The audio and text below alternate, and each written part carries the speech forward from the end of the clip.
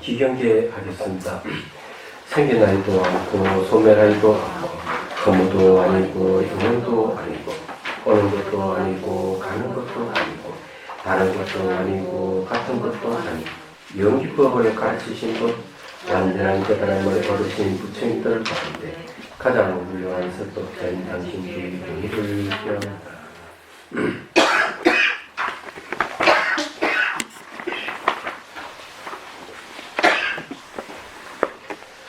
자, 하은경에 대하여 해제하는 부분 보십시오. 이 법계품을 근본법회라고 하는 것은 근본 법문을 하기 때문에 근본법회가 되겠습니다. 해제를 하기에 앞서 제가 해제를 우선 하겠습니다.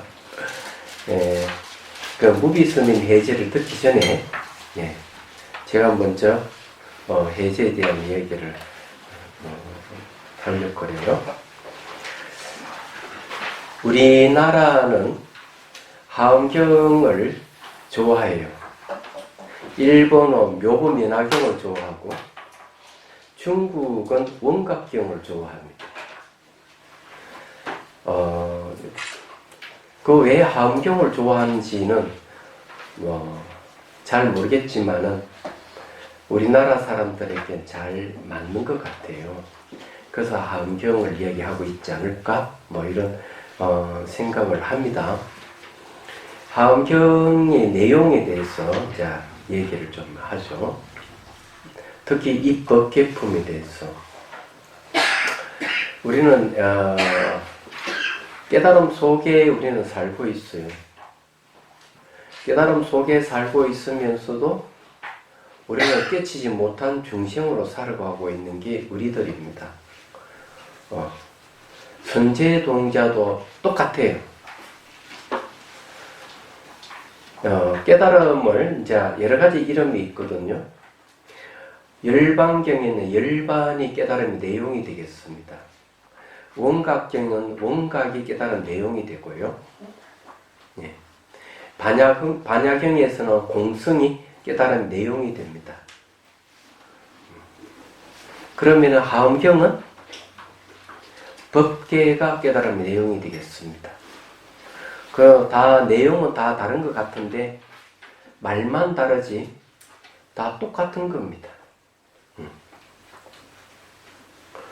성가에서는 본래 면목, 일착자, 한물공, 주인공, 본지품감 이런 여러 가지 이름을 얘기를 하고 있습니다만은 다 똑같은 깨달음 내용을 얘기하고 있어요. 그러면 부처님의 깨달음은 바로 연기법을 깨쳤죠. 그 연기 다른 이름이 본래 면목, 일착자, 한물건, 열반경에서는 열반, 원각경에서는 원각, 반야경에서 공성, 하엄경에서 법계 이렇게 얘기한다는 거예요. 그래서 여러분들이 그걸 잘 아셔야 된다는 거예요. 그래서 이제 이 법계가 하나인 줄을 우리가 깨달음을 얻는 게 깨달음이에요. 법계라고 하는 게 도대체 뭘 얘기하느냐? 기본적인 10법계를 얘기합니다. 아래는 지옥, 악이, 지옥 있고 축생이 있죠. 그 다음에 축생은 다 아시죠? 동물세계. 그 다음에 악인은 귀신의 세계. 아수라도 하늘에 사는 아수라가 말고 땅에 사는 아수라가 있어요. 요것도 악도에 들어갑니다. 싸움 좋아하는 아수라. 그 다음에 인간, 천상.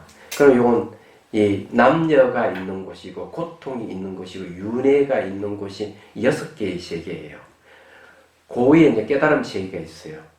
성문, 영가, 보살, 부처의 세계가 있는데 이 세계는 남녀가 없어요. 중성도 없어요. 그리고 괴로움이 없어요. 깨달음의 세계예요.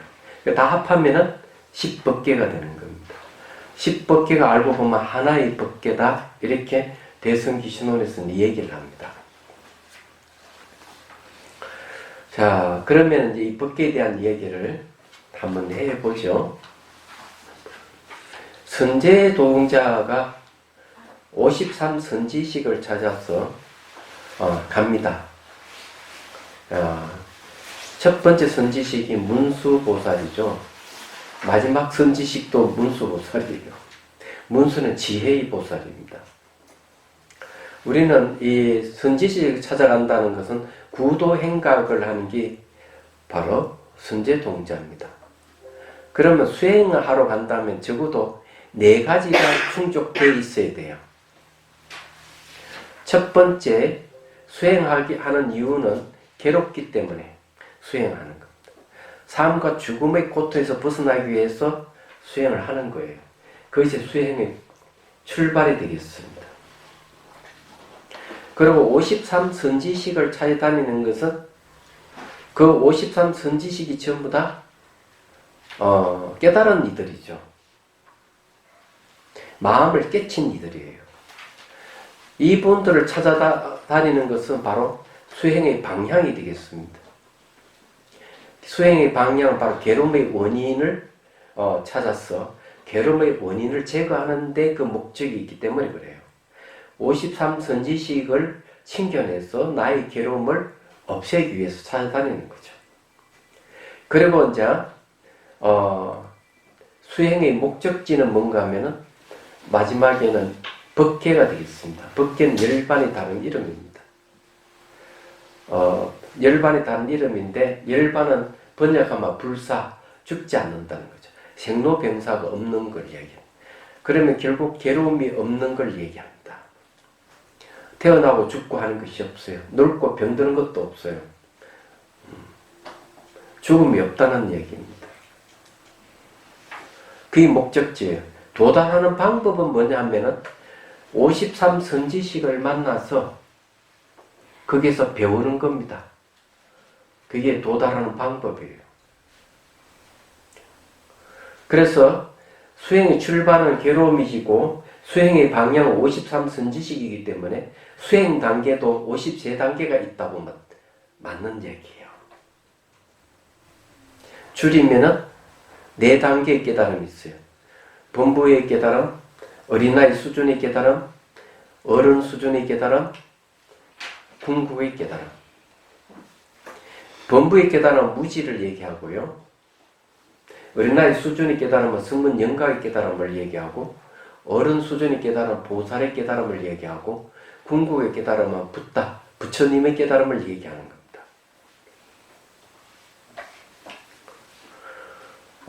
그래서 이제 이렇게 다 갖춰지는데 53선지식을 다 챙겨내고 마지막 깨달음을 얻었을 때 어떤 일이 벌어질까 하는 거죠.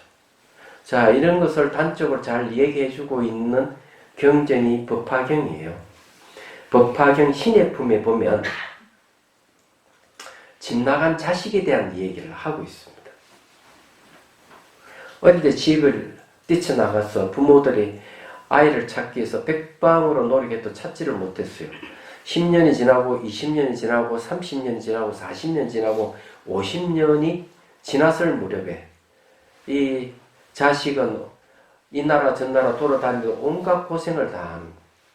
요즘 말하자면 집 나가면 개고생한다는 그대로 얘기해 주는 거죠.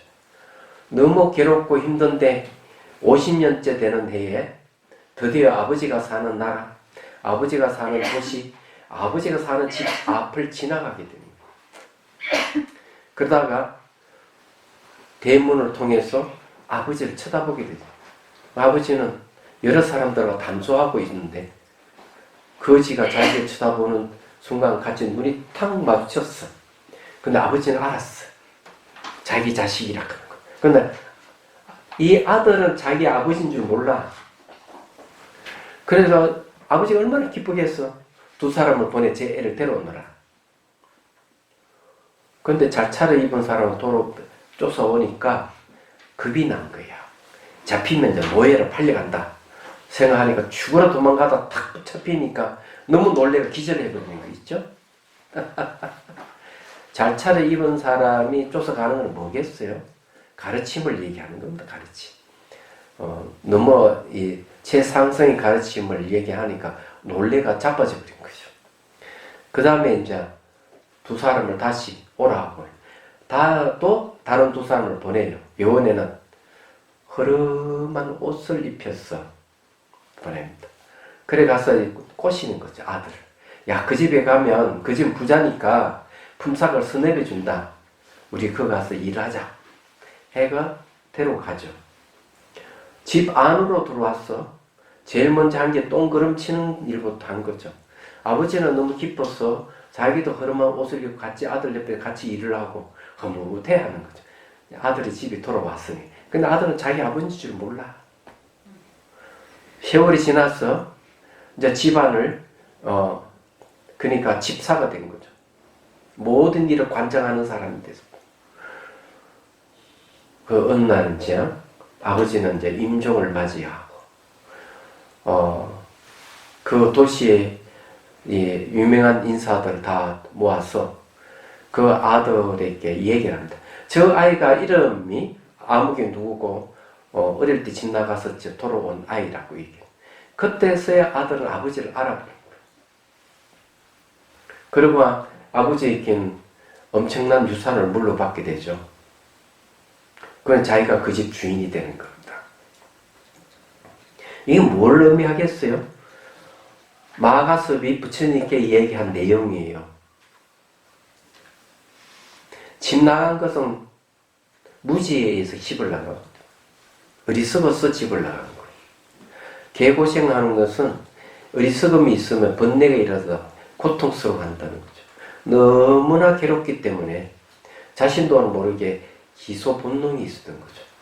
기소본능이라 하는 것은 괴로움을 떠나서 즐거움을 추구하는, 그냥 괴로움을 떠나서 죽지 않는 불사를 추구하는 마음이 일어난 거예요. 그러니까 아버지는 부처님을 얘기하고 아들은 중생을 얘기하는 거죠. 집으로 돌아온다 하는 것은 열반의 성으로 돌아와 죽지 않는 불사의 세계, 깨달음 세계로 들어오는 거죠. 대문 안으로 들어왔다 하는 자기 내면으로 들어왔다. 또 그런 이런 걸 청소하는 것은 번뇌를 없애는 걸 얘기하는 거예요. 수행이 시작인 거죠. 자기 내면으로 들어와서 수행이 시작하면서 아버지의 도움을 받았어. 그럼 결국 깨달음을 얻죠. 아버지를 만난 걸 깨달음을 얻는 걸 얘기합니다. 부자상봉이죠. 법화경에서는 부자상봉을 얘기하는데 대개 모자상봉이라고 그러죠. 어머니의 아들이 만나는 걸 구경각이라고 그럽니다. 부자상봉이나 모자상봉이나 똑같은 뜻입니다. 자, 결국 궁자의 비유. 자식이 되돌아왔죠, 집어. 그럼 선제동자는 어떻게 얘기하고 있을까? 이 내용은 이런 이야기예요. 역시 또 마찬가지 집 나가서 개고생을 하는 거예요. 개고생을 하는데 물에 빠져가지고 허우적거리면서 사람 살려 하는 거. 죽음에 대한 공포가 온 거예요. 이 첫 번째 단계. 집 나가서 고생하는 첫 번째 단계, 물에 빠져서 사람 살려 하는 거. 그 다음 단계는 어떤 단계냐면은 물에 빠졌는데 사람 살려 하지 않아. 이제 알았어. 그게 꿈속이라는 사실을. 물에 펑덩 빠져 떠내려가는데 꿈이야. 꿈속에 내 물에 빠져도 안 죽는다 하는 사실을 알게 된 거예요. 그렇지만은 곰곰이 생각해 보니까 자기 아직 꿈속에 있더라 이게요. 그래서 꿈에서 깨어나려고 막 몸부림치다가 탁 깨어났어. 깨어나고 보니까 침상에서 한 발자도 벗어나지 않았다. 이 이야기를 원효 스님께서 하시는 거예요. 설잠 스님은 어떻게 얘기하고 있을까? 긴십섭이라는 분 아시죠? 김시섭이 출가를 해서 출가한 법명이 설잠이에요. 이분은 이렇게 얘기합니다. 꿈속에서 온갖 나라를 헤매면서 고생하다가 자기 나라로 돌아오고 결국 자기 집에 도착하고 보니까 꿈에서 깬 거야. 꿈에 깨고 보니까 침상에서 한 발자국 벗어나지 않았다. 이 얘기를 하는 거죠. 그럼 이 입법개품 내용이 뭐냐 이러면 지금 이야기는 이걸 얘기하는 거죠. 선지지 찾아가 53 선지지 찾아 깨달음 얻고 보니까 자기는 처음부터 법계를 한 번도 떠난 적이 없었던 거예요. 집을 나서가지고 선지지 찾아가 돌고 돌아서 자기 제자리로 돌아왔는데 알고 보니까 한 발자도 법계를 떠난 적이 없다. 법계가 뭐예요? 열반이고 원각이 본래 깨달음을 얘기합니다. 자기는 깨달음 속에 살면서 그것이 깨달음인지 모르다가 깨닫고 보니까 자기 깨달음 속에 있었던 거고 그 깨달음에 벗어난 적이 없다는 거죠. 침상에서 깨고 보니까 한 발자국도 내가 옮기지 않았듯이 이 입법개품 내용이 이런 이야기를 하고 있는 거예요. 이걸 여러분들이 잘 아셔야 되는 겁니다. 그래서 어록에는 뭐라고 얘기할까? 어느 청년이 부처를 구하기 위해서 집을 나가지고 선지식을 찾아다니는 거예요. 그래서 어느 선지식을 만났는데 어떻게 하면 부처를 만날 수 있습니까? 이러니까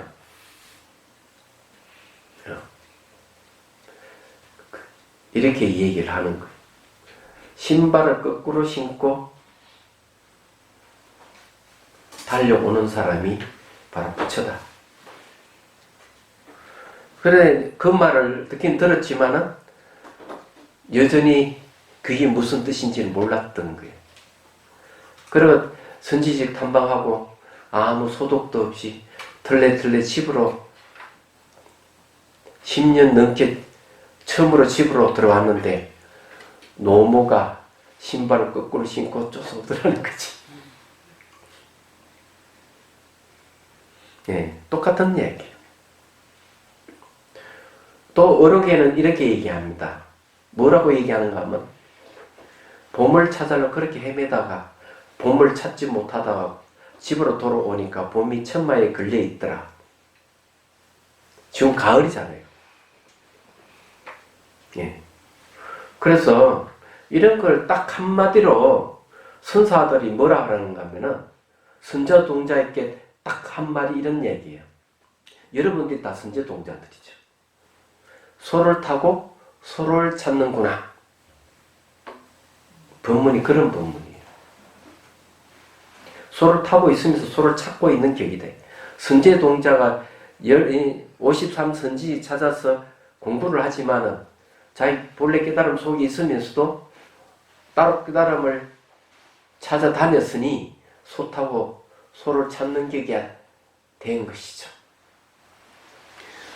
자, 이런 이야기하면 막 깨달음이 오고 이래야 되는데 아무도 깨닫는 사람이 없어요. 그러니까 여러분들은 법문 듣고 즉각 깨닫는 근기는 못 되는 거예요.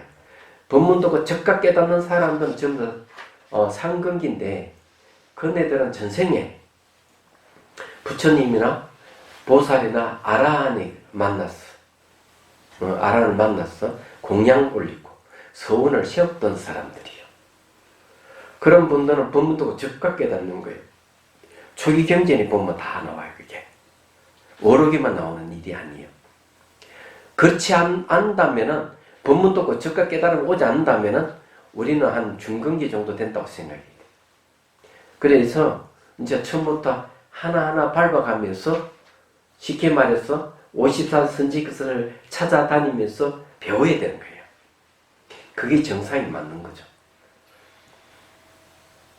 근기도 안 되면서 조금 노력해보고 안 된다고 막 울고불고 한다면은 그건 어리석은 짓이죠. 참을 줄 알아야죠.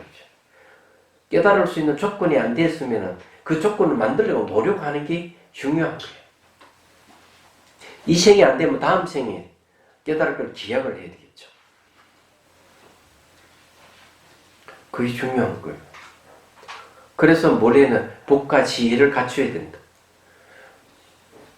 법문을 듣고 경전을 읽고 이렇게 하면서 지혜를 계속 키워 나가야 돼요. 쌓아 나가야 되는 거죠. 사유를 하고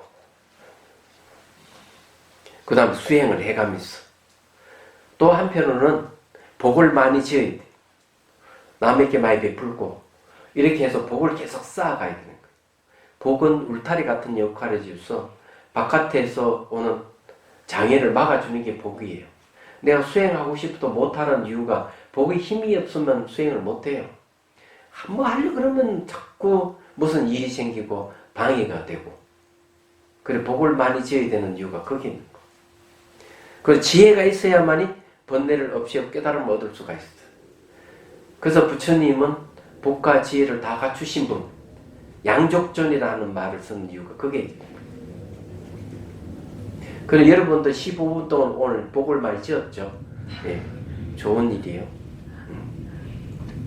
자, 대충 내용이 어떻다 하는 걸 자 얘기를 했으니 이제 한번 해제를 한번 볼까요? 자, 한경에 대하여 이 법계품은 선제동자가 53선지식을 찾아가며 끝없이 펼쳐가는 국법 행각을 그린 품으로써 전체 한경 중에서 4분의 1이 넘을 정도로 양이 대단히 많고 따라서 매우 중요한 품입니다. 부처님 크고 바른 깨달음과 시공을 초월하여 두루에 있는 온 우주의 실상인 비로자나 부처님의 세계를 보여주는 경진이 대방강불 하엄경, 즉 흔히 말하는 하엄경의 마지막 부분이 바로 이 입법계품입니다. 입법계라는 법계에 들어가는 품이다. 깨달아 들어가는 품 이런 뜻이에요. 다른 말로 하면은 진리를 깨쳐 들어가는 길 이런 뜻이죠. 그러므로 먼저 한경에 대해서 간략하게 정리해 보는 것이 필요하다고 하겠습니다. 불교는 어느 경전을 보아도 무심하게 제목을 삼는 경우가 없습니다. 다른 종교의 경전을 보면 중요한 사람 이름이나 문장 첫머리에 나오는 단어를 따서 마태복음이니 하기편식으로 제목을 다루는 경우가 많습니다.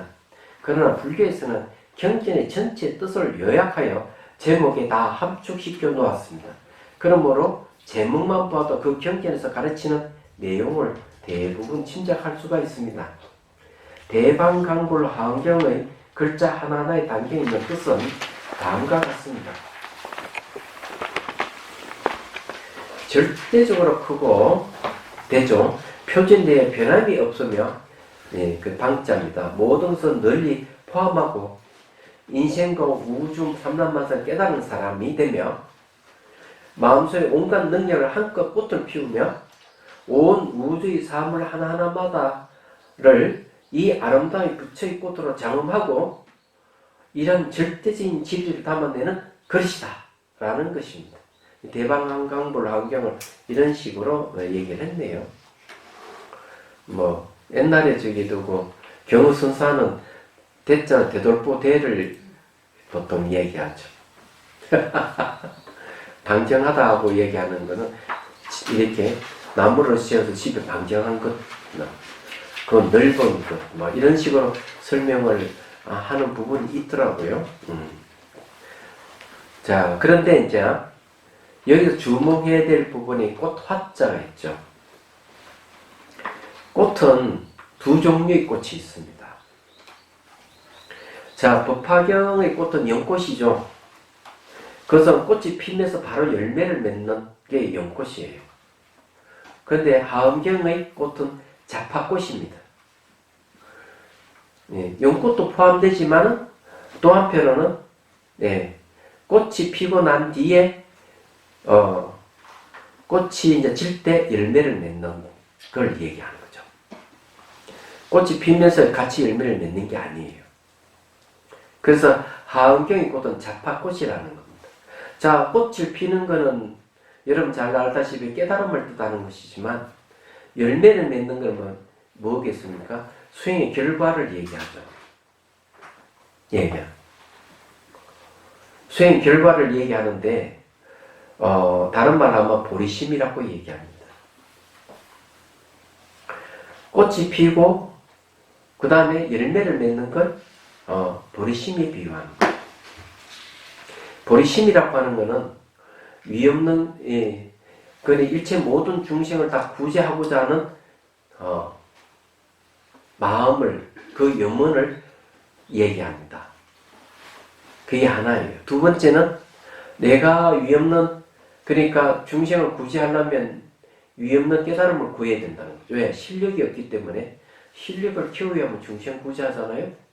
그래서 위없는 깨달음을 구하는 염원이 담겨져 있어요. 하나는 중생 구제, 중생 구제하기 위해서 위없는 깨달음을 구하는 것, 이 두 가지 염원이 바로 보리심의 내용이 되겠습니다. 그래서 꽃을 피우는 것이 바로 보살행이라고 그러고, 그 열매를 맺는 걸 바로 중생 구제하는 열매.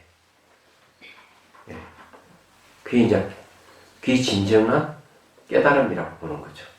그래서 꽃이 있는 이야기는 전부 다 보살행하고 관련 있는 거예요. 보리심을 실천하는 걸 얘기를 합니다. 부처님이 되면은 보리심을 일으킬 필요가 없어요. 저절로 보리심이 일어나요. 그것도 중생을 향해서 위없는 깨달음을 성취했기 때문에 위없는 깨달음을 구하는 마음은 없어요. 오로지 중생 구제만 그런 작용만 있는 거죠. 근데 꽃이라 하는 그런 뜻이 있다.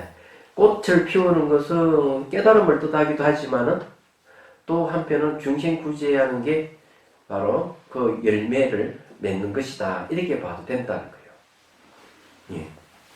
자, 꽃 하나만 제가 이 얘기를 했습니다. 자, 이 부처의 꽃으로 장엄한다 하는 말은 무슨 말이냐? 비로자나 부처님이 비로자나 보살 시절에 이 삼라마도 온 우주를 만들어내요. 안드로메다 성운에는 수천억 개의 태양계가 있다고 얘기를 하죠. 그와 마찬가지로 비로자나 보살은 20층을 한 세트로 해서 수십 세계를 만들어내는 거예요. 그 20세트에 13번째 행성이 지구가 있어요. 근데 그거는 20층 중에 그냥 13번째 행성이 지나지 않아요. 하원경이고, 그래서 이렇게 꽃봉오리 살짝 이렇게 기울어져 있는 모습으로 표현하고 있는 지구를 표현하고 있어요. 거의 정확해요. 지구를 묘사하는 내용을 보면은.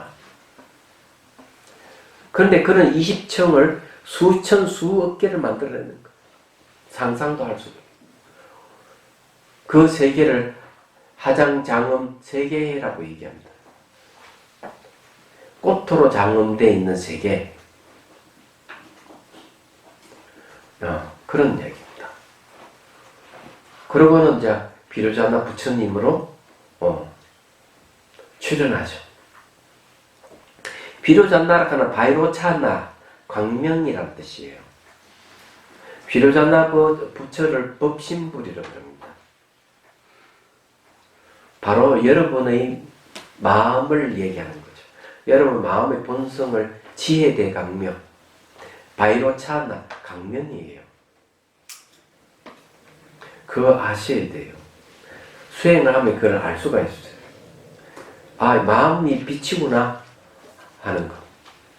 이거는 뭐 제가 옛날에 무차 얘기를 했는데, 수행을 한 사람은 깜깜한 방에 앉아 있어도 앞에 눈을 감아놨더니 앞에 훤해요. 마음이 빛이 나타나서 앞에 훤한 겁니다. 세계 제4선정이 이르게 되면은 어둠을 몰아내고 사물을 볼 정도로 밝다 이렇게 됐어요. 태양빛이나 달빛하고 다른 빛입니다. 인간의 본성 자체가 원래 빛이란 뜻이에요. 그걸 비로자나 부처님을 얘기합니다. 그리고 우리는 바로 법신이 바로 비로자나 부처님이기 때문에 우리 자신이 온 우주를 창조할 수 있는 능력을 갖추고 있다는 거예요. 그걸 빨리 알아야 돼요, 여러분들이. 그게 이제 바로 마음의 표현이 비로자나 부처님이기 때문에 기독교의 하나님은 여호와라고 하지만 불교는 이 우주를 창조하는 창조주는 마음이라고 하는 이유가 거기에 있는 겁니다. 이런 이제 마음의 세계가 어떤 것인지를 여러분들 환경을 통해서 명쾌하게 여러분들이 아셔야 돼요. 하음의 세계는 마음의 세계를 얘기하는 겁니다.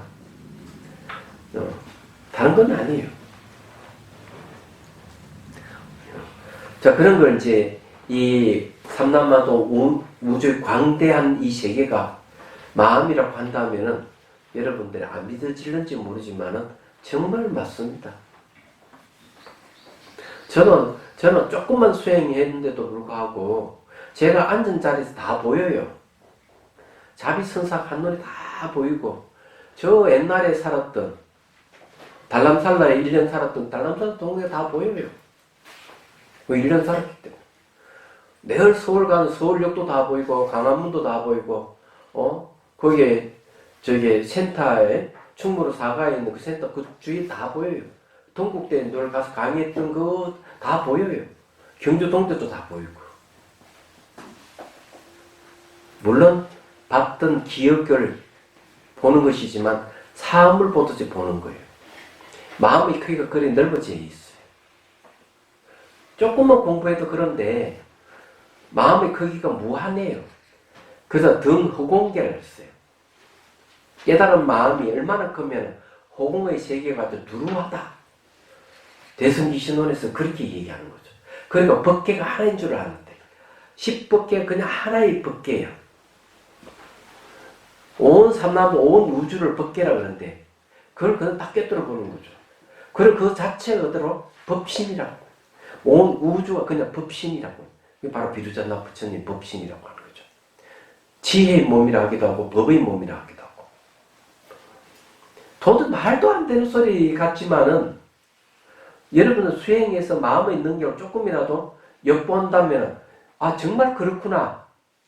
네, 알 수가 있어요. 이 환경 보면 무슨 일을 황당무계한 이야기냐 이러지만은 물리학자들 이야기 들어보면은 소립자의 세계도 황당무계한 세계예요. 그 세계도. 우리는 개념을 떠나버린 세계는 상상을 초월해. 시공간으로서 규제할 수가 없어요. 그 마음의 세계는 그와 같은 거예요, 이게.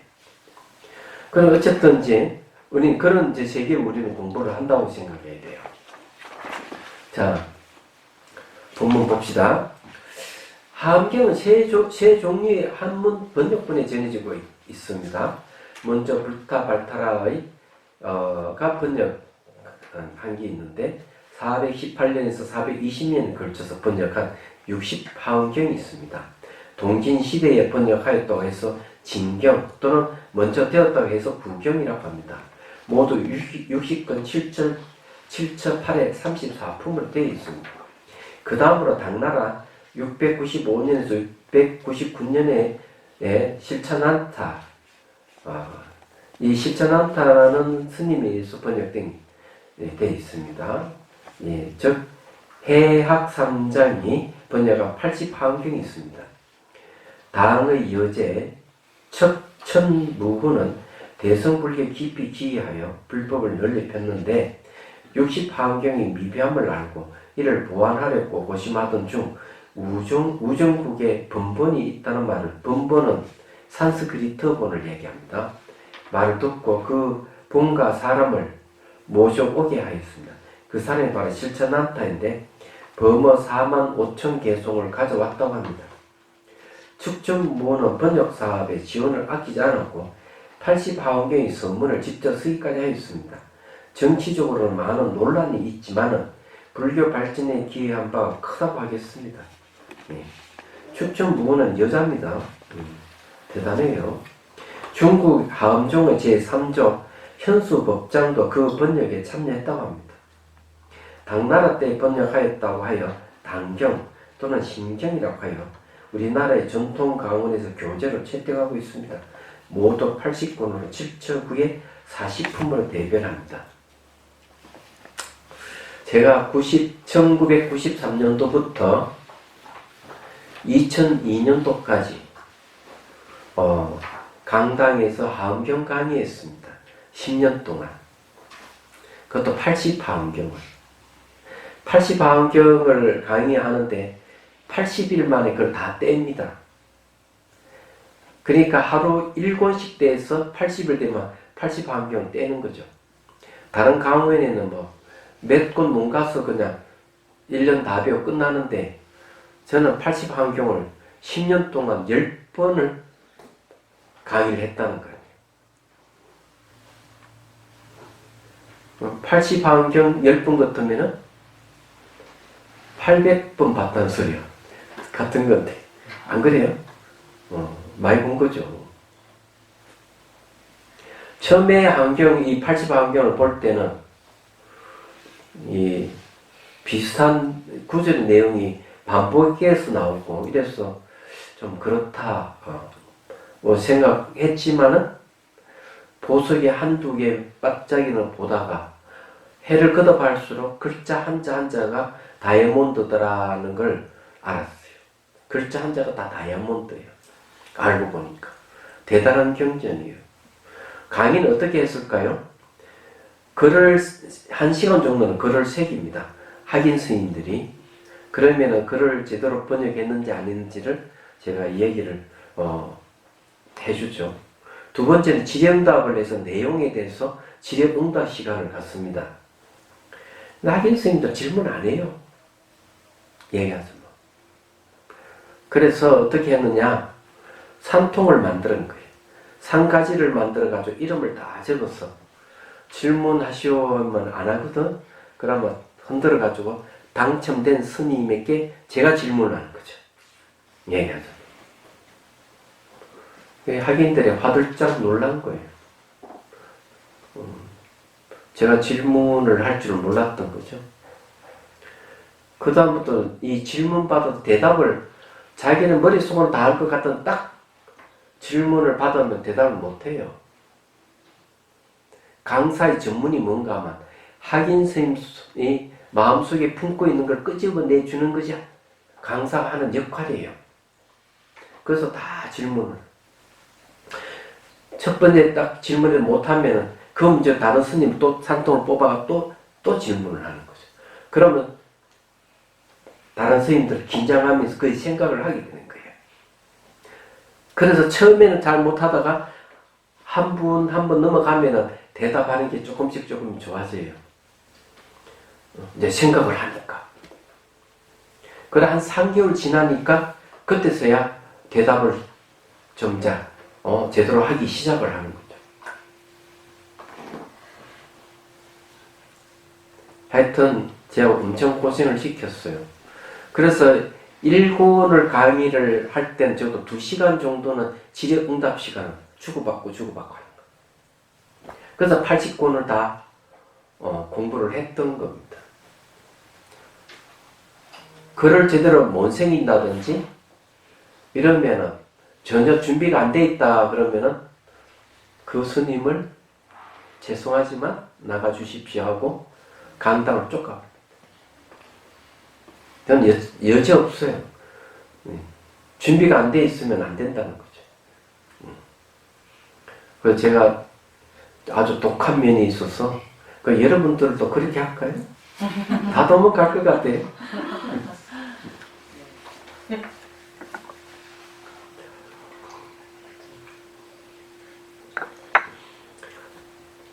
어느 해에는 이제 80하음경 다 봤다고 학인 2명이 들어오지 않았어.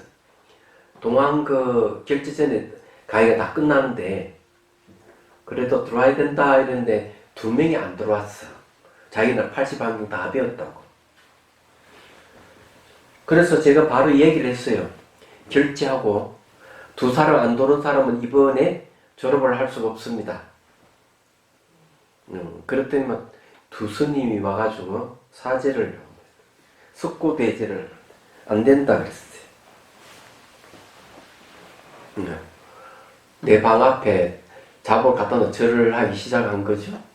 너 그도 안 된다. 잘라. 여지없이. 그 다음 어떻게 됐을까요? 그 두 스님 졸업장 못 받았어요. 줄 수가 없죠. 저는 그런 거 단호합니다. 얘기하자면. 그러고는 그 반에서 스님들이 계속 와서 제발 한 번만 살려달라고 졸업장 주십시오 하고, 그때 1년이 지나고 난 뒤에 마지 못해서 주는 것 같이 제가 그걸 졸업장을 주었어. 만일에 세수 같으면 있을 수 없는 일이겠죠. 그런데 왼수가 될 거예요. 왼수가. 근데 그 다음에 어떻게 됐을까? 어느 해에 저게 서울 성림회에서 동대 성림회에서 강의 요청이 온 거예요. 그래 가서 이제 정각원에서 법문을 내주고 나를 초청한 사람이 누군지를 봤더니만 그 두 사람 중에 그 중에 한 명이었어요. 그러면서 하암경을 공부를 했을 때 정말 스님 강의야말로 명강의였습니다. 내가 여기 와서 대학 교수들 강의를 들어보니까 그렇다는 거예요. 나한테 그렇게 저게 구박을 받고 그랬으면은 기분 나빠야 되는데 나를 초청해서 법문까지. 다른 스님은 또 그 송강사 스님 올 때마다 뭐가 사들고 와. 나한테 원한이 있어야 될 건데 그런 게 없어요. 요즘 다 주제하고 이러니까 전화 연락도 없는데 몇 년 전만 하면은 스승의 날 되면 전화가 가끔 한 번씩 스승의 날이라고. 그리고 송강사 있을 때 늘 졸업한 스님들이 한 번씩 오면 뭐 사들고. 내가 여기 있을 때도 초창기에는 많이 다녀가고 그랬었어. 그럼 내가 한 10년 하은경 강의한 그렇게 고생시켰으면 다시는 보기 싫어야 될 건데 안 그래요? 여러분들한테는 그렇게 못할 것 같고. 예. 자, 공부를 합시다. 옛날 얘기입니다. 자, 어쨌든요. 축춘무후론 번역사업에 지원을 아끼지 않았고 80하은경이 선문을 직접 쓰기까지 하였습니다. 정치적으로 많은 논란이 있지만 불교 발전이 기여한 바 크다고 하겠습니다. 중국 하암정의 제3조 현수 법장도 그 번역에 참여했다고 합니다. 당나라 때에 번역되었다고 하여 단경 또는 신경이라 하여 우리나라 전통 강원의 교재를 채택하고 있습니다. 모두 80권 7처 9에 40품을 대별하였습니다. 40하은경은 반야 3장이 당나라 정원년간에 번역하였습니다. 그는 795년에서 798년이네요. 이 번역에는 중국 하암정의 제4조 정량진관대사도 참여하였다고 합니다. 이 법계품 한 품만을 번역한 것이기 때문에 하은경의 일부분입니다. 우리나라에서는 대부분 80하은경을 가지고 신행의 근본으로 삼았습니다. 그러면 80하은경의 구성을 좀 더 자세하게 알아보도록 하겠습니다. 자, 80하은경은요, 교산 판석을 하면은 신해 행정으로 되어 있어요. 신해, 믿고, 알고, 행하고, 바로 정덕하는 것. 신해 행정으로 되어 있습니다. 전부 다. 하은경이 쓰러진 곳은 모두 7장소입니다. 지상의 3곳과 하늘의 4곳입니다. 설법을 한 횟수는 모두 9분이며 총 품수는 40입니다. 이것을 간단하게 7처 9에 40품이라고 합니다. 대개는 7처 9에 39품이라고 하는데 그 까닭은 마지막 품인 보현 행운품을 언제부터인가 따로 떼내어 별개로 취급해 왔기 때문입니다. 그러나 저는 그것을 포함하여 완전하게 40품이라고 하는 것입니다. 이건 이제 무비 스님의 강설본입니다, 이게요. 그래서 무비 스님은 대강백이시잖아요. 예. 자, 부처님께서 6년간의 고행을 끝내시고 마하다국의 니련선하가에 있는 보리수 아래에서 나벌 8일 샛별이 떠오르는 순간 마음이 환하게 열렸습니다. 그동안에 가지셨던 온갖 의문이 풀리고 우리들의 인생과 마음의 진실과 삼남만사 우주의 실상을 깨달았습니다. 그래서 이 자리를 금강보호자라고도 하고 보리도량이라고도 합니다. 이 이야기는 무슨 말이냐면요. 하엄경의 특징은 부처님이 직접 법을 쓰라는 게 하나도 없다는 얘기예요. 그러니까 자설한 게 없어요. 전부 다 보살이나 신들에 대해서 법을 쓰래요. 깨달음은 말과 생각을 떠나 있기 때문에 내가 깨달았다 이렇게 얘기할 수 있는 부분은 하나도 없습니다. 그래서 대신에 이제 보살이나 신들이 대신에 법을 쓰래 주는 거죠. 법을 쓰라는 거죠. 이게 특징적이에요. 얘기하자면. 힘들어요? 아니요. 너무 힘들면 저기 누구세요? 누워서 들어도 돼. 힘들면 나중에 의자 같은 거 가져와가 이렇게 받쳐서 이게 기대고 들어도 괜찮아요. 네. 너무 힘들면은. 자, 그래서 이제 이게 우리 여기서 이제 이야기하고 싶은 건 이제 그런 이야기다. 깨달음의 세계를 침묵으로 일관하고 있는 게 부처님이에요. 근데 그 깨달음의 세계를 누가 보살이나 신들이 대신 나와서 깨달음의 세계를 표현하고 있다. 하엄경 자체가 처음부터 깨달음에 대한 이야기예요. 처음부터 끝까지. 그럼 이해가 되시죠? 예. 그런 얘기. 그렇지만 이제 여기서 이제 나빌8일에 깨달음을 얻으셨다는 걸 얘기를 하고 있죠. 자, 그 내용은 초기 경전에 무단나락하는 경이 있어야 돼. 그래서 무단나락 자설경이라는 뜻입니다. 대중이 없는데 혼자서 법을 쓰라는 것. 거기에는 이렇게 얘기를 하고 있어요. 선정에 들어있는 수행자에게 모든 의혹과 의문이 사라졌다. 예, 연기 이법을 깨달았기 때문에 이렇게 얘기를 하고 있어요.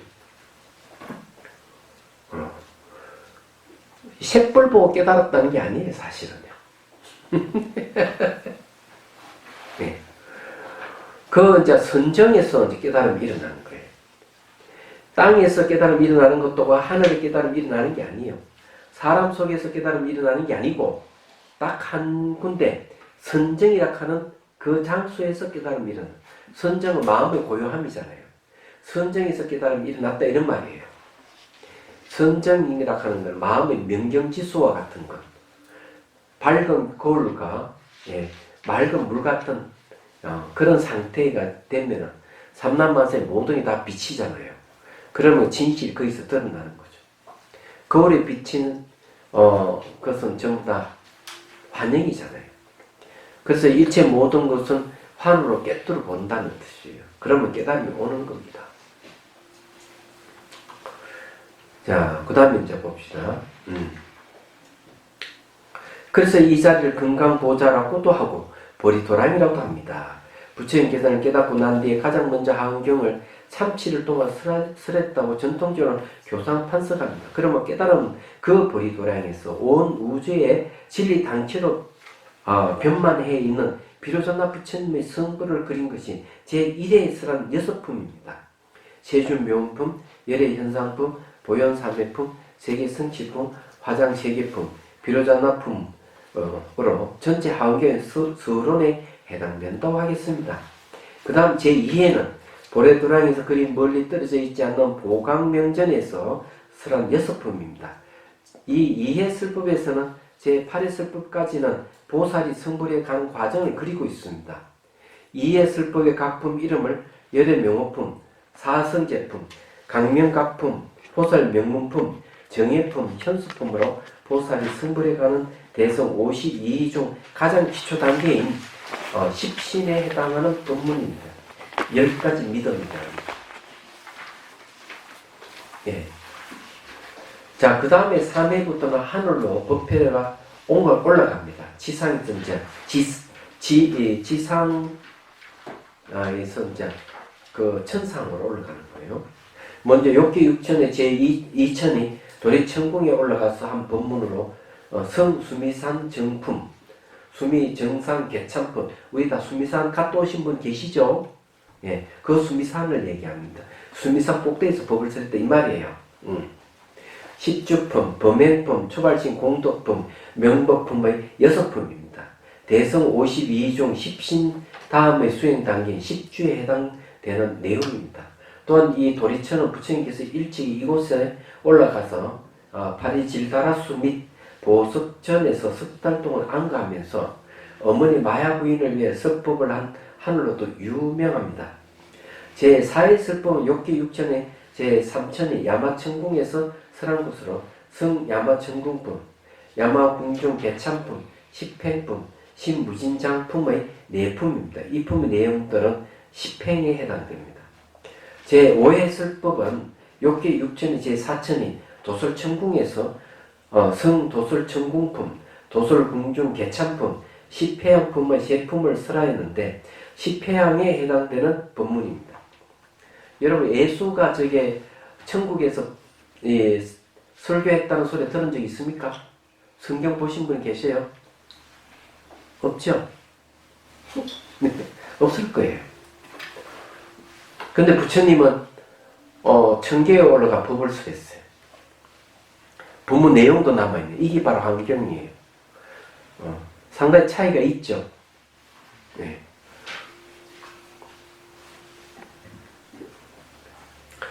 자, 그 다음에 이 도솔처는 미륵보살이 하늘나라 사람들을 제도하면서 우리들이 살고 있는 남선 부조에 하생하기를 기다리며 살고 있다는 하늘입니다. 그러니까 미륵보살이 다음에 이제 미륵보살이 하생하면서 자시 부처님으로 이제 출연해요. 그래 미륵 부처님으로 출연합니다. 그 용화 세계가 열리는 거죠. 그럼 5천억이 지나야 돼요. 예. 자, 그 다음 제6회 법회는 욕계 6천의 제6천이 타와 자재천궁에서 설한 것으로 십지품 한 품입니다.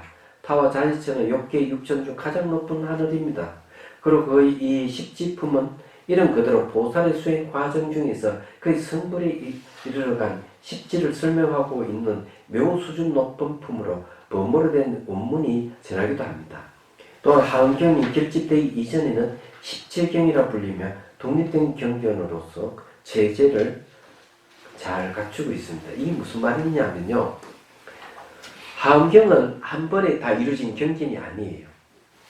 남인도로부터 해가지고 차츰 올라와서 경전이 하나 둘 붙어가지고 중아시아 쪽으로 쭉 와가도 거의 완성된 겁니다. 그 인도 남미에서 올라와서 중아시아 쪽으로 와서 경전이 여러 가지 경전이 모여가지고 하나의 이 한경을 이루고 있다는 것. 학자들이 그런 얘기를 해요. 그래서 이게 개별적인 경전이 모여서 만들어진 게 한경이다 이래 보는 거예요. 그래서 이런 얘기를 가능합니다. 그런데 욕계, 색계, 무색계가 있는데 왜 하필 욕계에 타와 자재천궁에서 십지품을 설했을까?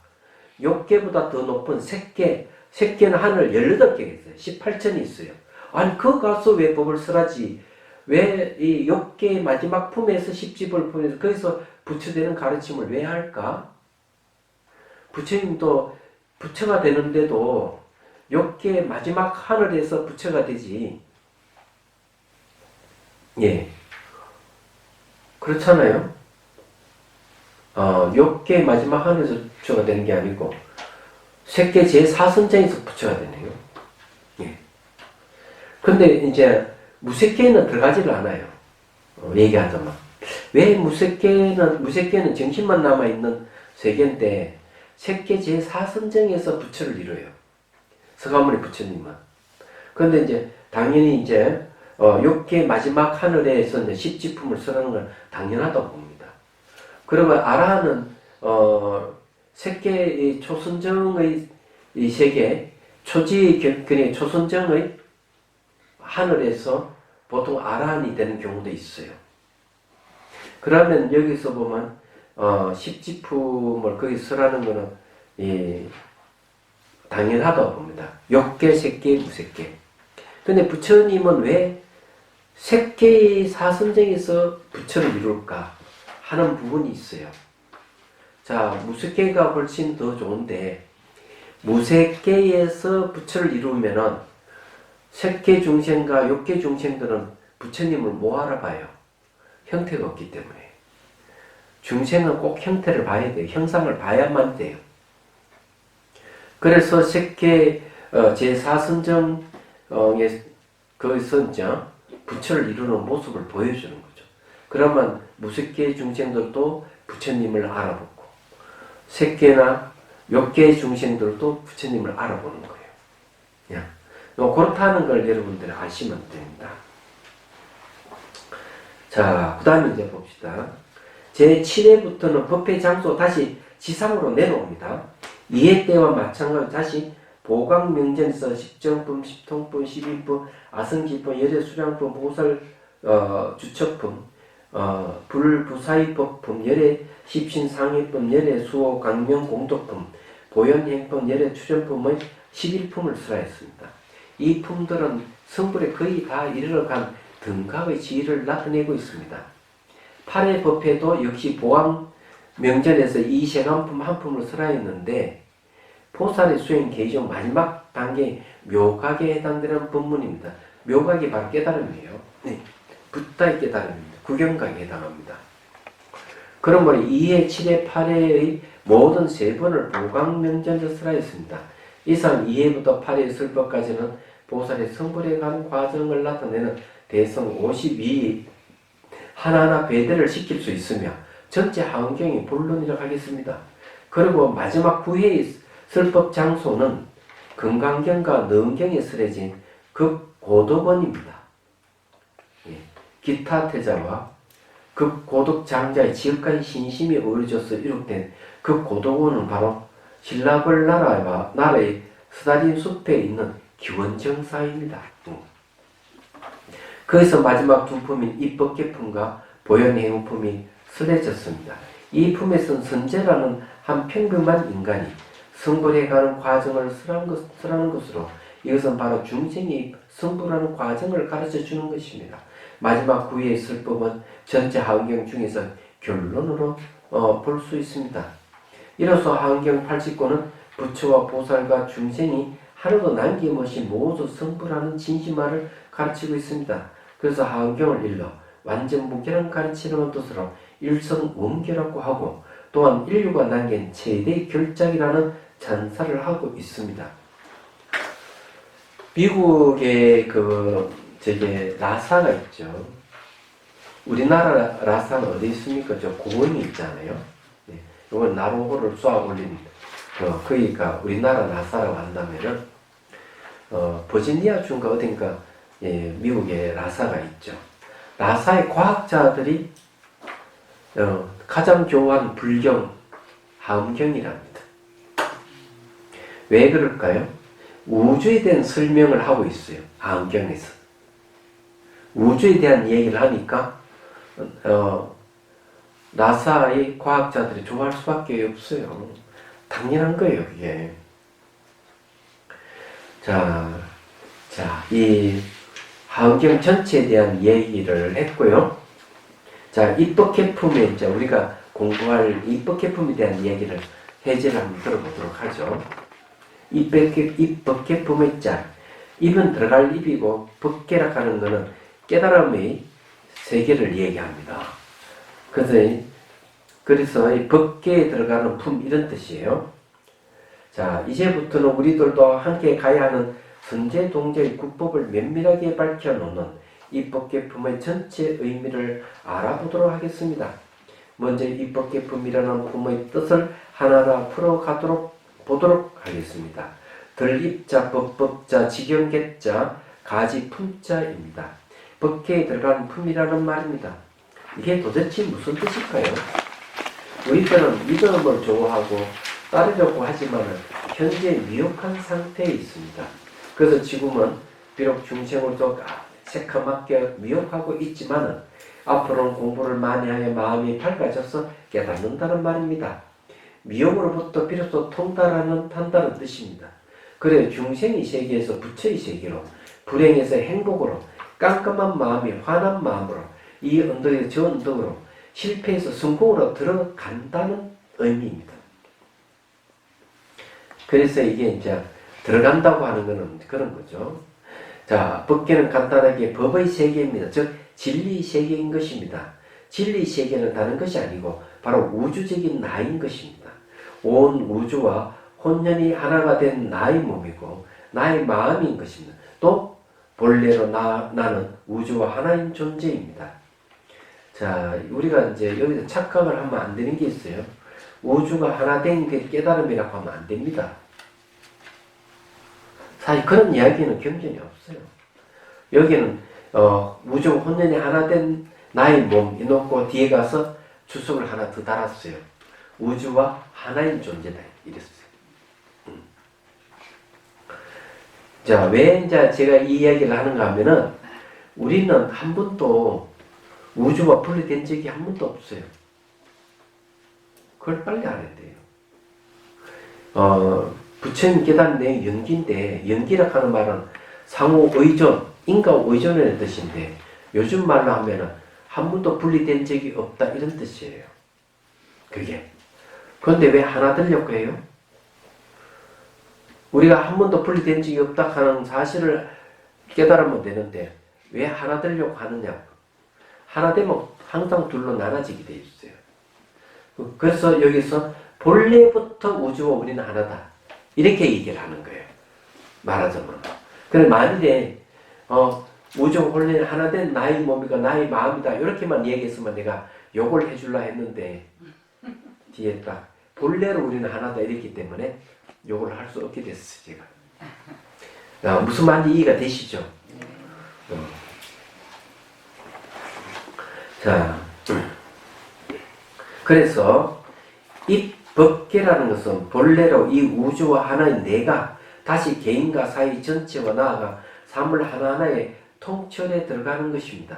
서로 시원하게 사무쳐서 아무런 걸림이 없는 것을 말합니다.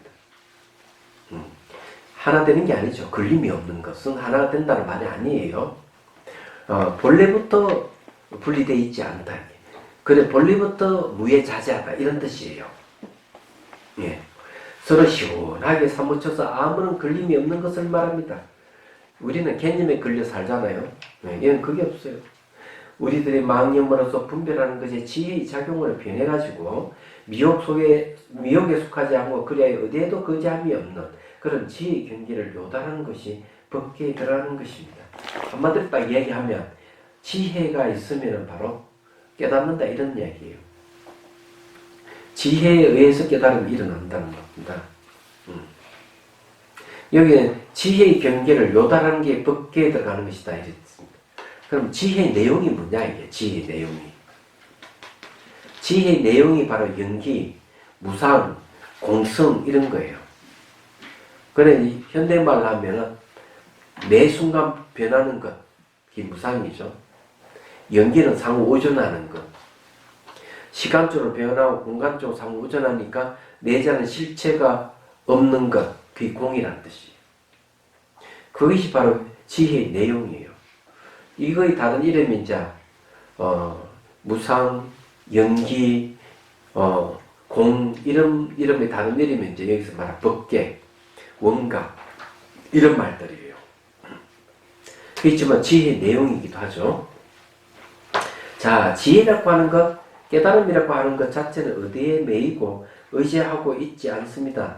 고정되어 있지 않아서 지방마다 장소마다 두루 하지 않음이 없습니다. 우리의 지혜는 저 나무나 풀에도 대지나 호응에도 동쪽에 서쪽에는 동양에는 서양에도 다 널리 들어가 있습니다. 그래 이 세상에 존재하는 삼라만상 전부가 다 그대로 불가사의한 법이고 진리인 것입니다. 이 말은 뭔가 하면 지혜의 눈으로 봤을 때 그렇다 이런 거죠. 지혜가 없는 사람은 절대로 이런 말 못해요. 네. 지혜의 눈으로 보니까 모든 것은 변하니까 대한민국이든 그 전 세계 어느 나라든 변하지 않는 나라가 없죠. 지구도 변하고 우주도 변한다 이게야. 그냥 변한다고 내가 아는 것이 바로 지혜입니다. 그래서 변한다 하는 지혜로 이 세상을 다 꿰뚫어 보는 거죠. 우주까지 깨뜨려 보는 거죠. 그 상호 의존도 또 마찬가지죠.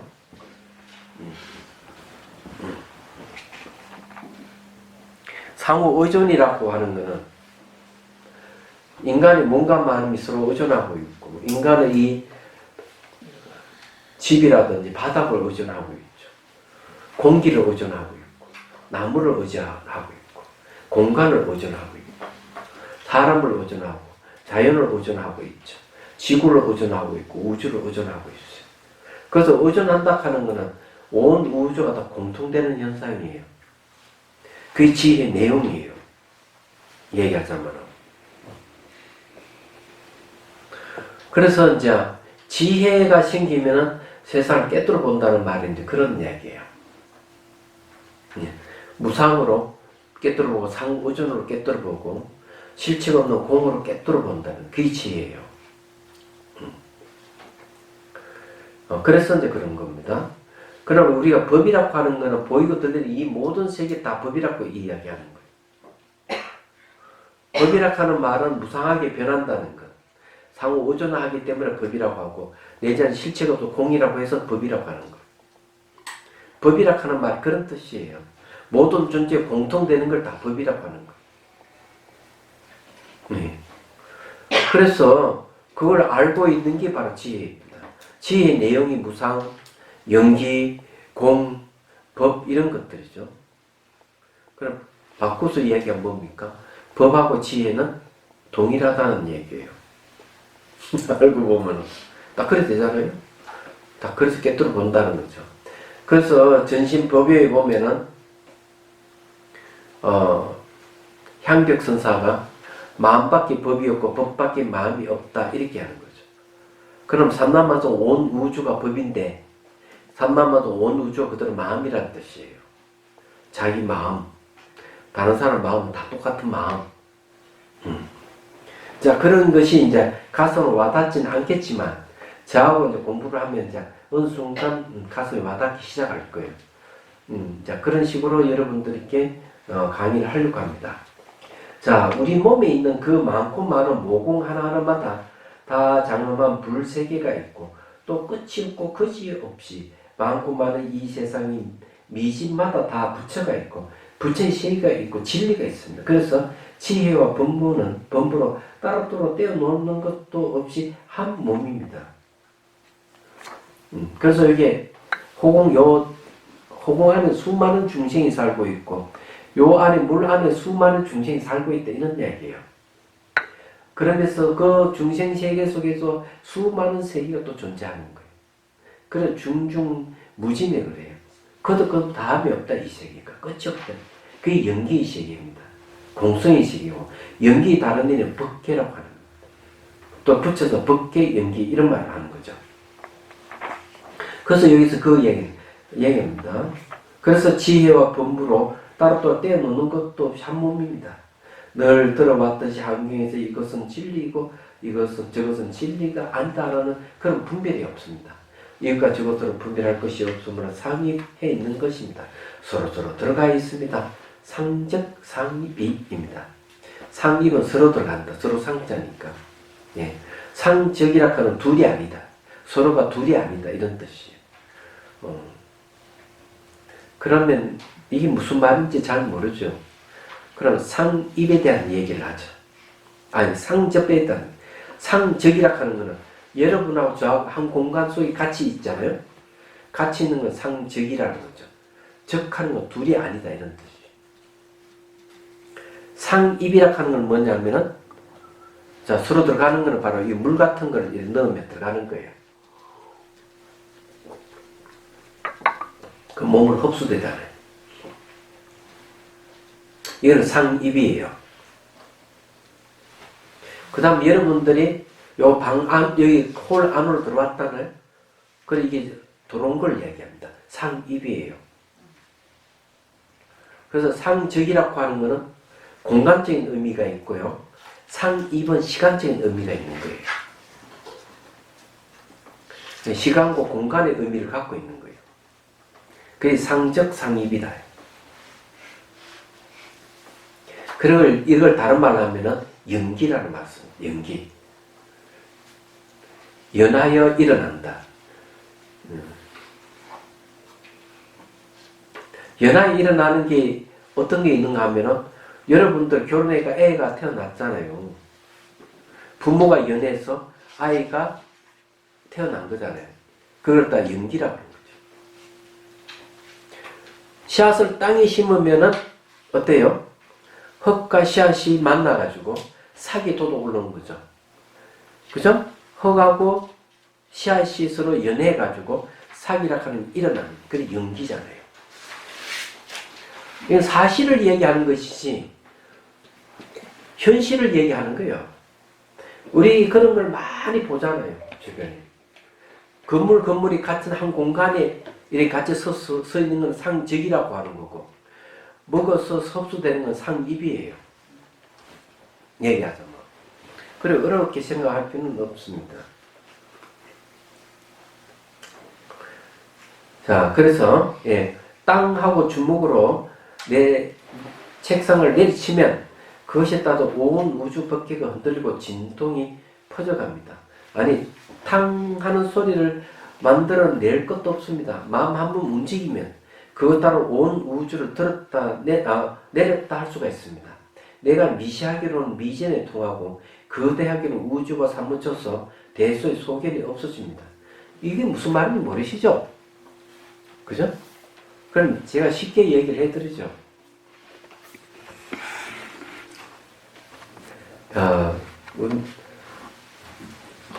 이게 이제 차를 한 잔 마시면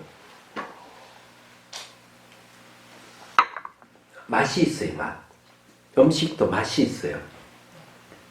그런 맛이 있으면은 이 맛은 혀가 있어야 되고 차 물이 있어야 되고 미각, 의식이 삼자가 만나야 맛이 일어나요. 그렇죠? 그러면 이 삼자의 만남 중에 차, 물은 누가 차를 갖다 줘야 돼요. 그죠? 그 다음에 차 갖다 주는 사람이 있으면 차를 만드는 사람이 있어야 되죠. 차를 만드는 사람은 뭐가 있어야 되죠? 차 따는 사람이 있어야 돼요. 차 따는 사람이 있다는 건 차나무가 있다는 소리예요. 차나무는 지탱하려면 흙이 있어야 되고 차를 하려면 물이 있어야 되고 온도가 맞아야 되고 공간이 있어야 돼요. 햇빛이 있어야 강화수 작용을 해요. 햇빛은 태양에서, 태양은 우주에서 있죠. 그러면 한 잔의 차 맛은 뭐하고 연결되어 있어요? 온 우주가 참여하고 있는 거죠. 온 우주가 참여해서 하나의 맛을 얘기를 할 수 있는 거예요. 그래서 맛하고 우주하고 서로 연결되어 있다는 거죠.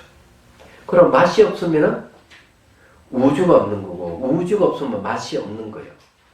그래서 이게 탕 치면 온 우주가 울린다는 말 그런 소리예요.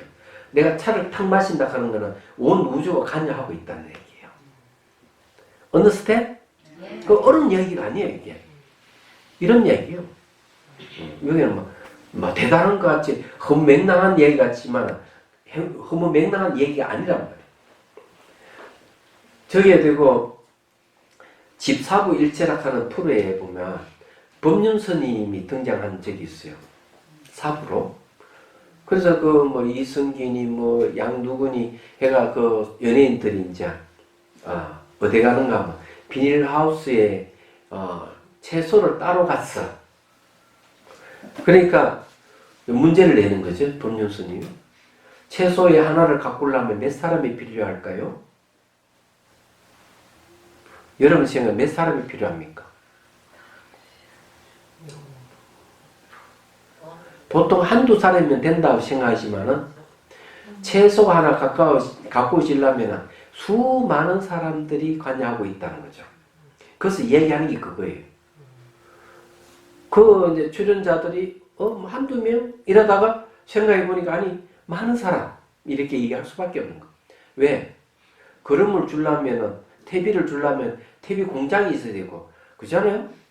그냥 퇴비를 배달하는 사람이 있어야 되고 퇴비 공장이 있으려면 그것도 건축을 퇴비 공장을 만드는 사람이 있어야 되고 이러면 수만 명의 하나의 채소가 자라는가 관여가 있는 거죠. 이렇게 생각하면 돼요.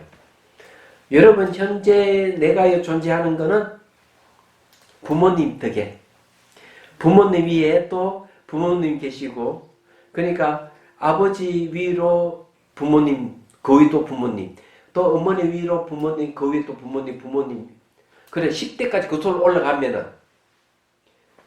한 사람이 나락하는 한 사람이 태어나는데 몇 명이 가냐 하겠어요.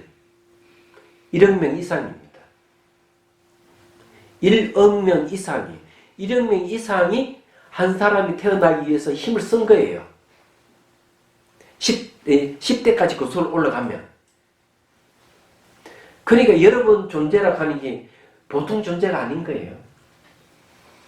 대단한 존재죠. 여기서 이야기하는 게 그런 거예요. 한 아이가 태어난다 하는 온 우주가 힘을 써서 애가 태어나게 했다 이런 소리가 똑같은 거예요. 그래서 우리는 위대한 존재인데도 불구하고 별 볼 없이 살잖아요. 조그만 말에 휘둘려가지고 화도 내고 욕심 부리고 울고 불고 짜고 난리치고 이래. 좀 통을 크게 생각해야 되는데 이 내용 그런 이야기예요. 그러나 환경 공부를 하면은 마음이 엄청 커졌는지 좋습니다. 자, 이 경지가 되는 것이 법계에 들어가는 것, 이 법계인 것입니다. 자, 이치는 알았지만은 우리는 아직까지 깨달음이 안 오잖아요. 그래서 뭐가 필요한가? 그래서 수행이 필요한 거예요. 체득이 필요한 거예요. 그동안 우리들은 불완전한 우리 육안으로 보고 듣고 내 인식의 한계에 의지해 뭔가 발버둥 친 것이지만은 여기에 의지하지 말라는 것입니다. 이것을 놔야만 비로소 법계에 들어갈 수 있습니다. 육안으로는 육안은 앞은 잘 보이고 좌우는 잘 안 보이고 뒤는 보이지도 않아요. 심안 마음의 눈이 열리면은 동서남북 상하로 다 볼 수가 있어요. 자, 그러면은 심안이 열린지 안 열렸는지 확인. 자, 입 안이 보이는 사람. 그래요. 입 안이 보이는 사람은 심안이 열린 거예요. 자, 이 뒷머리라든지 등 뒤쪽이 보이는 사람. 좋아요. 발바닥이 보이는 사람. 그건 심안이 열린 거예요, 그 사람. 심안이 열린 사람은 수행자들입니다. 안 열린 사람은 아주 멀었을 거예요. 그런 마음이 동서남북 사방팔방으로 작용하게 되죠. 제가 이렇게 여러분들하고 얘기했지만 제 마음은 이거 다 그냥 자비성사 통째로 다 보인다고 제가 얘기했잖아요. 그냥 사물 보이듯이 그냥 똑같이 보여요. 이거 보듯이 그냥 똑같이 보여요. 그래, 이건 심한의 영역이에요. 말하자면. 그래서 여러분들 수행을 하면 더 좋아요, 이게. 자, 그 다음에 품은 긴 경전에서 같은 내용끼리 한때 묶어 놓은 부분을 말하는 것인데 요즘의 장과 같다고 하겠습니다. 대체로 양이 많을 때는 품이라고 하고 글이 길이가 짧을 때는 분이라고 합니다. 그래서 한경이나 법화경에서는 글의 내용에 따라 품으로 구분지었고 금강경 같이 단순한 경전에는 나눌 분자 분으로 나누어 놓았습니다. 그러므로 이 법계 품이란 진리 세계인 법계에 들어가는 것을 밝혀놓는 경문이란 뜻이 되겠습니다. 이렇게 경전의 대목뿐만 아니라 품의 제목에서도 경문의 내용을 다 이해할 수가 있습니다. 부처님께서 한경에서 우리들의 마음의 세계와 우주 법계의 진리를 남기면서 설하셨지만 안심이 되지 않습니다. 왜냐하면 한경의 도리는 너무나도 깊고 넓어서 우리 인간의 사변으로는 미치지 못하는 불가사의한 경계이기 때문입니다. 그래서 이 법계품에서는 선제 동자는 구체적인 인물을 내세워서 우리들의 이해를 쉽게 하도록 해주는 것입니다. 다시 말하면 한경 제1품부터 38품까지는 성불할 수 있는 이론적인 배경이었다면 제39품의 이 법계품은 그 이론에 따라 선제라는 한 중생이 실제로 승불하는 것을 보여주는 것이라고 하겠습니다. 이제 신뢰를 들어서 얘기한다는 거죠. 쉽게 말해가 앞에 38품까지는 시뮬레이션이고 시뮬레이션이라는 말은 무슨 말인가 하면 건물을 하나 지으려면 시뮬레이션에서 본답니다. 디자인이 잘 됐는지 이 건축물이 넘어지지 않고 튼튼한지 시뮬레이션을 하나 그래서 보여주는 거죠. 그 다음에 시뮬레이션을 보고 그 다음에 실제 건축을 짓는 거예요. 그럼 여기서 얘기한 대로 38품은 시뮬레이션이고 39품은 뭐예요? 실제 수행하는 걸 보여주는 거죠. 지금 이야기하는 말 그런 거죠. 자, 제1품에서 38품까지는 성불이 이론을 배웠으니까 시뮬레이션 때 이 말이죠. 지금부터는 실제로 선제라는 한 동자의 구도의 길을 같이 따라가 보도록 합니다. 라고 하면 선제 동자를 주인공으로 하여 한 편의 영화를 만들어서 우리들 눈앞에 보여주는 격이 된다고 하겠습니다. 오늘날의 학습 모임에서도 이런 예를 많이 다른 걸 볼 수 있습니다. 이론적인 배경을 먼저 설명한 다음 그 이론에 대해서 드라마로 꾸민다든지 하여 영상으로 재현하여 선명하게 이해시켜주는 경우가 많습니다. 선제 동자하면 항상 떠올려지는 게 53 선지식입니다. 선지식에는 착한 지식 이런 뜻이에요. 그 나쁜 지식은 뭐예요? 악지식이라고 그러죠. 그래서 절대로 여러분 선지식을 만나지 악지식을 만나면 안 돼요. 이 53 선지식 다른 게 아닙니다. 바로 보살이 수행해가는 계율이 십신, 십주, 십행, 십회영, 십지, 등각, 묘각 등 대성의 52일을 가리키는 것입니다. 근데 53 선지식이 53단계라고 얘기한 이유가 그거예요. 이걸 이제 이렇게 나누어서 얘기하면 십신, 십주, 십행, 십회영, 십지, 등각, 묘각이라는 얘기죠. 실제로 선제 동자가 만나게 되는 선지식은 모두 55초소의 55인입니다. 이 중에서 문수보살은 두 만나게 되고 44번째의 변호동자는 법문을 거의 하지 않고 다른 선지식을 소개해주는 역할만 합니다. 그리고 51고 52번째 선지식인 덕생동자와 유독 동료는 은혜를 함께 있기 때문에 한 선지식으로 봅니다. 이렇게 헤아려 보면 선대동자가 만나는 법을 얻게 된 선지식은 모두 52인이 됩니다. 그래야 52인의 한 사람 한 사람 선지식을 모두 대성 52에다가 각각 배대시킬 수가 있습니다. 수행 계기가 52인이죠. 이걸 줄이면 4단계입니다. 범부각, 상사각, 수분각, 구경각. 범부의 깨달음, 어린아이 깨달음, 어른 수준의 깨달음, 궁극의 깨달음. 이 4단계로 할 수 있습니다. 52명의 선지식을 칭견하니까 52단계라고 보겠지만 줄이면 4단계로 볼 수도 있다 이 말이에요. 그러니까 한경이 전체 40품 중 보살의 성부를 설명하는 이 품에서 38품까지 대성 52에 낱낱 배당시킬 수 있고 또 선제동자가 만드는 53 선지식도 대성 52를 나타내도록 되어 있습니다. 이렇게 불교 경전 내용뿐만 아니라 형식과 품의 배역도 아주 친밀하게 조직되어 있습니다. 이런 불교적인 지식을 알고 있으면 경을 보는 재미가 훨씬 더 큽니다. 사람은 아는 만큼 느끼게 되고 또 실천할 수도 있습니다. 아따 열심히 공부를 했네. 다음에는 이제 본문으로 들어갈 수 있겠습니다. 질문 받겠습니다. 1시간 반 동안 했어요. 질문요.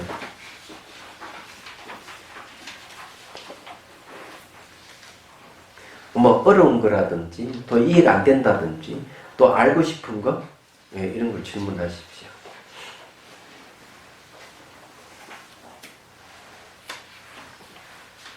환경 약창계가 보면은 나오는 구슬들이 많이 있거든요. 그러면 이거 품수만 이렇게 빼놨는 겁니까? 그게? 그렇죠. 그거는 이 80화음경을 이렇게 아주 짧은 글로 다 표현한 것이죠. 또 다른 질문 없어요?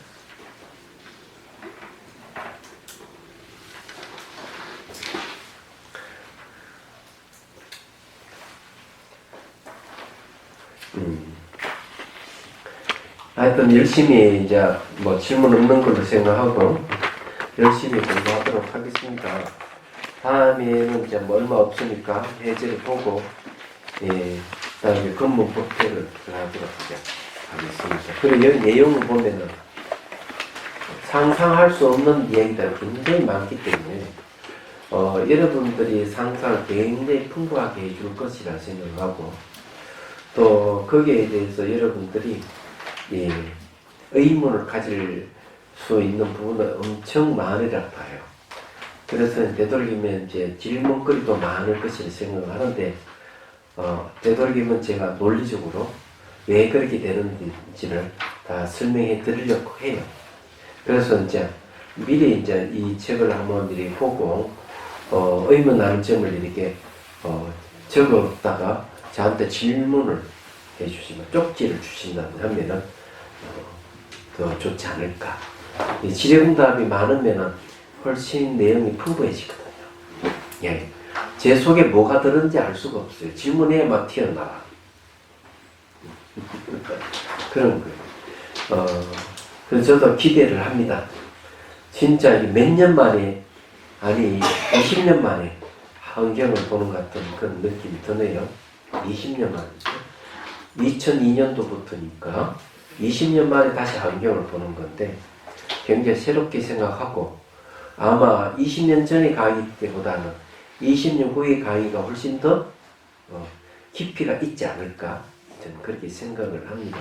그렇게 생각을 하니까 이 마음의 세계가 어떤 세계인지를 같이 한번 공부해 보도록 하고 해안계를 하게 됩니다. 중생들을 구하려는 마음으로 깨달음의 정수를 이룰 때까지 부처님과 법과 선보에 항상 기해합니다. 지혜와 자비를 갖추고 유정을 위해 노력함으로써 부처님 앞에 머물겠습니다. 원만한 부르심을 일깨우겠습니다. 공계가 있는 한 중생이 있는 한 저도 함께 따라 머물며 중생의 고통을 없애는 자로 남겠습니다. 감사합니다.